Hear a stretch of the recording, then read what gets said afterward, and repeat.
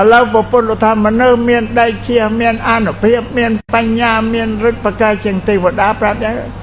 អើយលោកប្រាប់ហេតុផលទៀតអញ្ចឹងថាមនុស្សបកាយមិនទី1កាយវាចាចិត្តរបស់មនុស្ស3ហ្នឹងដែលបកាយជាងគេគឺចិត្តបុណ្យបាបអីនៅលើចិត្តអាក្រក់គឺបាបកុំហឹងខាងកើតឡើងបានចិត្តល្អគឺបុណ្យនៅលើចិត្តកាយនិងវាចាប្រព្រឹត្តតាមចិត្តតែចិត្តល្អហើយសម្ដីក៏ទន់ភ្លន់សុភាពរៀបសាររៀបរយកាយវាចាក៏ទន់ភ្លន់តែចិត្តអាក្រក់ហើយសម្ដីក៏រងប់ល្ងាំងលងឯងចងាងលោឡាកាយវាចាក៏ចងេះយ៉ាងចិត្តជាអ្នកបញ្ជាយ៉ាងមកអត់ធំជាងគេក្នុងកាយវាចាគឺចិត្ត